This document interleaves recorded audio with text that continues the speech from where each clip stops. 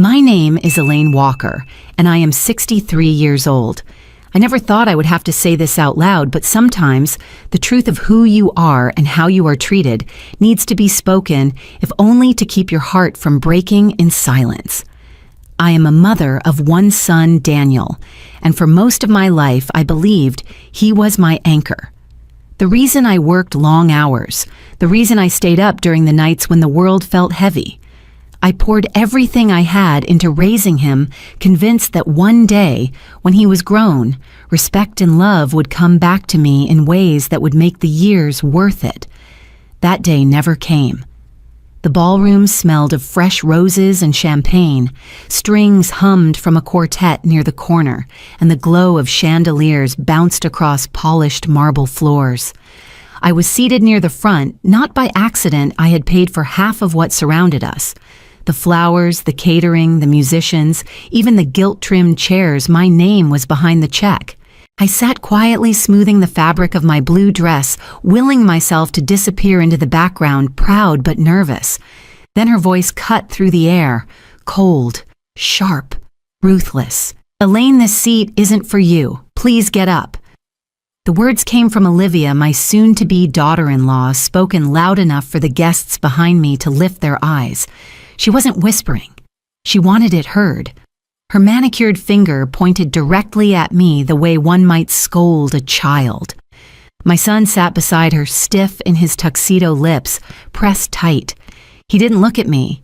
Heat rushed to my face as whispers slid across the room like ripples in water.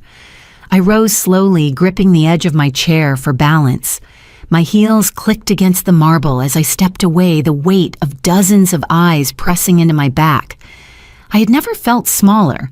In that moment, as laughter and chatter resumed around me, one thought burned clear. If my own family could erase me so publicly, what else would they be willing to take? I stepped out of the ballroom and into the hotel corridor, the heavy doors closing behind me with a muffled thud. The air outside was cooler, quieter, but it did nothing to ease the tightness in my chest. I pressed my back against the wall, my palms trembling as though I had been caught doing something wrong. Except I hadn't. I had done nothing but show up as a mother at her only son's wedding. The laughter inside carried faintly through the doors, punctured by clinking glasses and music.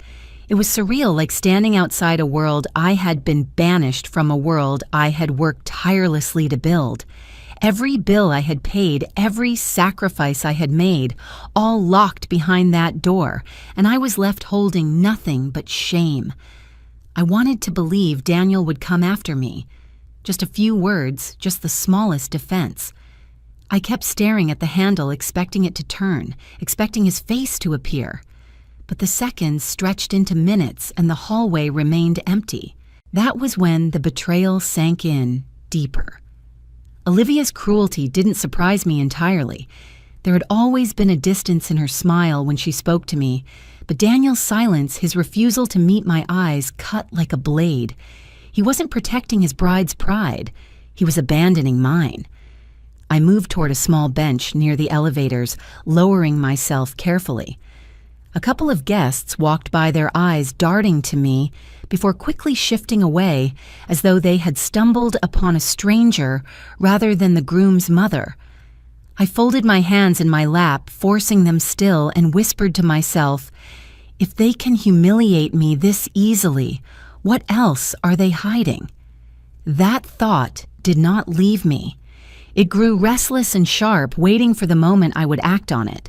Sitting in that hallway, I couldn't stop my mind from drifting backward, tracing the steps that had brought me to this exact moment. The signs had been there, subtle at first, like hairline cracks in a foundation no one wants to admit is failing. I remembered the first dinner I ever had with Olivia. We were at a quiet restaurant in town, white tablecloths, soft music, the kind of place where conversation should flow easily. But it hadn't. Olivia smiled politely, spoke in a tone smooth as glass, yet every answer she gave felt measured, as though she were checking boxes in an interview she didn't want to attend. She complimented the food, but never once asked me about Daniel's childhood, about our family, about anything that would weave us together. Instead, she talked about vacations. She wanted to take houses she hoped to buy, and how building a life required partners who didn't let sentiment get in the way of ambition. Daniel had laughed nervously, brushing off her sharp edges with jokes, but I caught the tension in his jaw. It was the same look he used to give me as a boy when he'd done something wrong and hoped I wouldn't notice. As the months went on, phone calls grew shorter visits, less frequent. When he did come by, Olivia was always there steering conversations away from anything personal, like she wanted to erase the parts of him that connected to me. I tried to tell myself it was just the growing pains of a new relationship. That's what love does, doesn't it? It shifts priorities. But as I sat on that bench outside his wedding, the memory of those dinners, those small silences played over and over until I could no longer deny it. Olivia hadn't been building a bridge. She had been dismantling one. The more I thought about it, the more the wedding itself felt like proof of how far things had shifted. I had told myself I wanted to contribute because that's what parents do, help their children start their new lives with dignity. But when the bills began stacking up, I started to see the truth more clearly. It began with the venue. Olivia sent me a brochure of a grand hotel ballroom in downtown Chicago, the kind with ceilings so high you feel small just walking in. The price tag nearly made me choke. I suggested something more modest, a lakeside lodge or even a vineyard nearby, but she dismissed my ideas with a smile that carried no warmth. Daniel and I deserve the best, she said. This isn't about saving money. It's about setting the tone for our future. Those words should have been my warning. Still, I signed the checks. Then came the catering, the floral arrangements, the music, every detail more extravagant than the last. Each time, Olivia would phrase it as though she were inviting me to be part of something beautiful. But in truth, it felt like I was being managed, directed into my role as financier. Daniel rarely spoke up during those conversations. When he did, it was to remind me softly that this was important to him. I wanted so badly to believe him that I ignored the weight in my chest. But looking back now, sitting outside that ballroom, I understood the pattern. My presence had never been required at the wedding, only my signature on the checks. They wanted my money, not my voice. And in that painful realization, something hardened inside me. If I had been reduced to a wallet in my own son's life, then perhaps it was time to close it. I don't remember how long I sat there on that bench, staring at the gold carpet and the pattern that swirled like waves beneath my shoes. People passed their perfume lingering for a moment before fading. Each time the ballroom doors opened, a swell of music burst out, joyous, careless, as though I had never existed. I thought of slipping away quietly, going home and pretending I had simply fallen ill, but that would mean accepting their version of me, invisible, disposable. No, I could not let that be my story. My hands shook as I reached into my purse, pulling out my phone. For a moment, I only stared at the black screen, my reflection faint in the glass. Then with a breath that burned my lungs, I dialed a number I knew by heart. "Hello?" A voice answered, warm, steady, familiar. "It's me," I whispered. I need you to come." There was no hesitation, no barrage of questions, just a simple reply, "I'll be there." I ended the call and slipped the phone back into my bag. My pulse slowed, though my body still trembled. That small act, reaching out, refusing to vanish, felt like the first stone dropped into still water, sending ripples I could not yet measure. I rose from the bench and walked toward the lobby. The chandeliers above cast fractured light onto the marble floor, and for the first time that day, I lifted my head high. Let them laugh behind closed doors. Let them toast without me. Because I was no longer waiting for someone to open the door. I had opened another one for myself, and I knew when help arrived it would not be to console me, but to stand beside me. The hotel lobby was a blur of polished marble, hushed conversations, and the faint clinking of glasses. I stood near the revolving door hands clasped in front of me, waiting.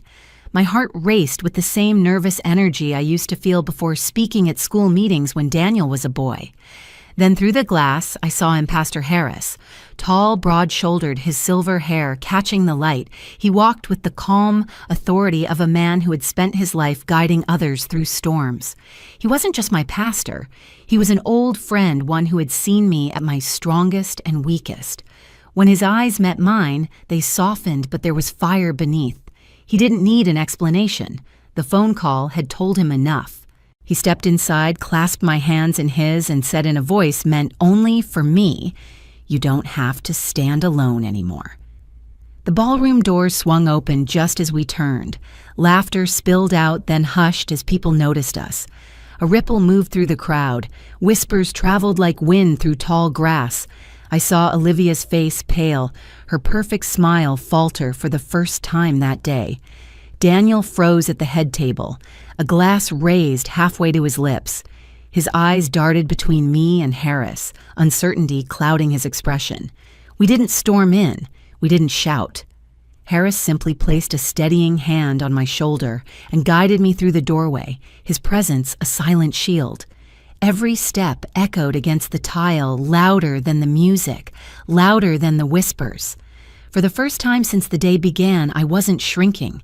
I was walking back into that room with dignity, and with every eye on me, I felt the tide begin to shift. The music trailed off as though the band itself sensed the weight settling over the room. Forks paused mid-air conversations cut short. It was the kind of silence that prickled against the skin. Pastor Harris didn't waste time. He stepped forward with the calm dignity of a man who had no fear of disapproval. His voice carried not booming but steady enough to reach every corner of the ballroom. I was invited here not by the couple, but by the woman who helped make this day possible. He set his hand resting lightly on my shoulder, and yet I find her standing outside, unwelcomed, unacknowledged. Tell me, is this how we honor the ones who raised us? The question hung in the air like smoke. Guests shifted in their seats, eyes flickering toward Daniel. Some nodded, others looked down at their plates ashamed. Olivia's cheeks burned crimson. She tried to laugh it off, muttering something about miscommunication, but the pastor's gaze never left her. Then his eyes turned to Daniel. "Son," he said, voice softer now, almost sorrowful, "your mother gave you life. She stood by you when you were too weak to stand on your own, and today she is cast aside like a stranger. What kind of man begins his marriage by dishonoring his own blood?" Daniel's throat bobbed as he swallowed hard. His hand gripped the back of his chair, knuckles white. For the first time, I saw something crack through his polished surface, guilt raw and unguarded. I stood beside Harris, my pulse hammering, watching my son struggle under the weight of truth. The crowd had turned. The whispers that once mocked me now pressed against him, against Olivia. And in that moment, I realized the silence was no longer mine to bear. It was theirs. Daniel's face was a storm jaw, clenched eyes darting from me to Harris, then to the crowd that waited for his answer. For years, he had been a man of measured words, cautious and diplomatic. But now, silence only sharpened the blade hanging over him. A guest near the back spoke first, a woman I barely knew but remembered from church picnics. She was sitting in the hallway, she said softly, though the quiet carried her words further than she intended. I saw her there alone. Another voice rose firmer this time. I heard what Olivia said when she told her to leave. Don't pretend this didn't happen. The murmurs grew bolder, less like whispers and more like accusations. Each word weighed heavier, pressing down on Daniel. His bride's hand tugged at his sleeve, her lips curled in a brittle smile meant to charm, but her eyes were sharp with warning. "Say something," Olivia hissed under her breath, though loud enough for those nearby to hear. Daniel's lips parted, but no sound came out. He looked at me, then really looked at me, and for the first time in years, I recognized the boy who once clung to my hand on his first day of school. There was fear there, but also shame. Shame he couldn't mask. The pastor did not press further. He simply folded his hands in front of him, weighting his silence louder than any sermon. And then slowly the applause began, not for the couple, not for the spectacle, but for truth. It started with one pair of hands, then another, until the room was filled with a sound that was not celebration but solidarity. I stood there trembling not from humiliation this time, but from something closer to vindication. The applause faded into an expectant hush, as though the room itself was holding its breath. Daniel's shoulders rose and fell heavily, his hand still gripping the back of his chair like a lifeline. Olivia's nails dug into his arm, her whisper sharp enough to cut. "Don't you dare," she hissed. But Daniel's eyes stayed on me. The boy I once knew flickered through his gaze, scared, cornered, yet desperate for release. His voice cracked when it finally came. "She's right," he said so quietly at first that I wondered if I imagined it. Then louder, his words tumbling out, unpolished, raw. "Mom shouldn't have been treated that way. Not today. Not ever." Gasps rippled across the tables. Olivia stiffened beside him, her face drained of color, but Daniel pressed on, each sentence trembling, but truer than the last. I thought keeping the peace meant staying silent.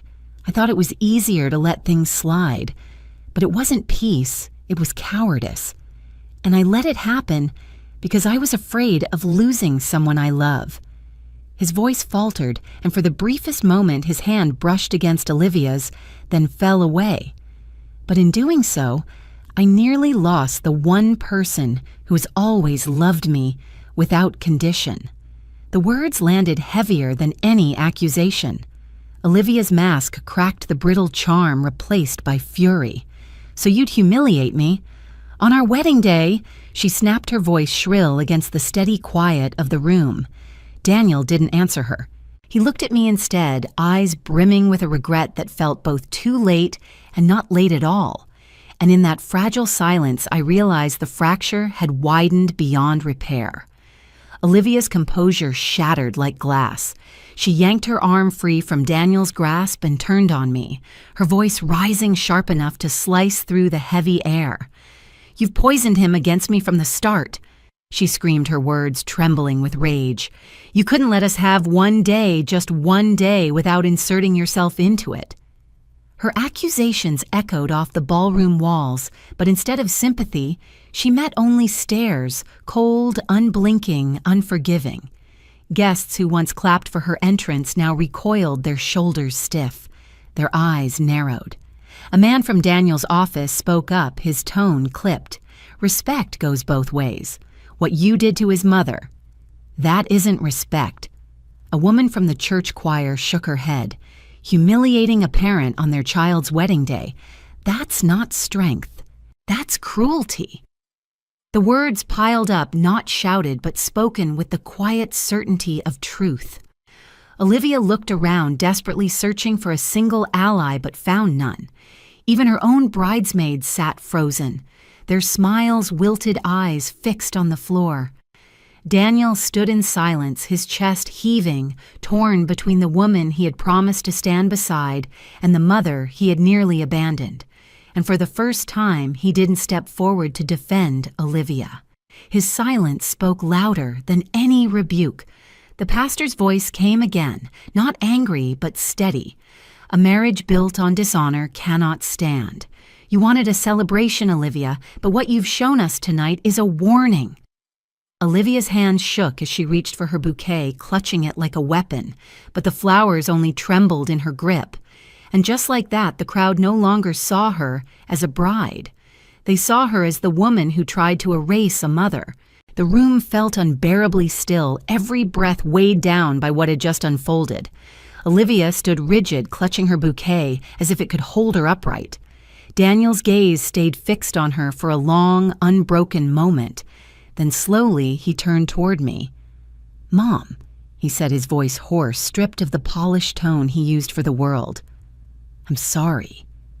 The words were simple, but they cracked something open inside me, grief and relief colliding all at once. For years I had carried the quiet ache of being unseen, pushed aside in the name of appearances. Now, in front of everyone, he pulled me back into the light. Olivia's fury rose again, but this time no one listened. Her words fell flat, bouncing against walls that no longer held her power. One by one, guests turned their eyes away from her, some even standing to leave. The celebration she had fought to control dissolved into a hollow shell, and no charm or smile could salvage it. Daniel stepped closer to me, his hand tentative as if asking permission. I let him take mine, and in that gesture, the distance between us shrank, not erased, but bridged. The pastor cleared his throat, his words softer now.